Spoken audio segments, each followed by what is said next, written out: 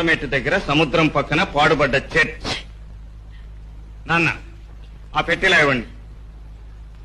ఎందుకు? ఆ డబ్బు వాళ్ళ ముఖాన కొట్టి ఏ ప్రమాదం లేకుండా తమ్ముడిని విడిపించుకొస్తాను. ఈ క్షణంలో నేను నీకు ఇవ్వదలుచుకున్నది ఈ పెట్టె కాదు కృష్ణ, ఈ విల్లు. విల్లు? అవును, ఆస్తి ఐశ్వర్యం అంతా నీపైన రాశాను. నాకెందుకు నాన్న? పుట్టుకు నాకు తెలియదు. పెరిగింది గాలికి ధూళికి. ముందు ముందు ఏనాడో గుప్పిడి బూడిద కాబోయే నాకు ఈ ఆస్తిపాస్తులు ఎందుకు నాన్న? కృష్ణ, అలా మాట్లాడకు బాబు. పుట్టుకతో పేదవాణ్ణి నేనురా, నువ్వు పుట్టుకతోనే లక్షాధికారివి. చూడు బాబు, నీ తండ్రి పుట్టుకతో పేదవాడే కాదు, పిరికివాడు కూడా.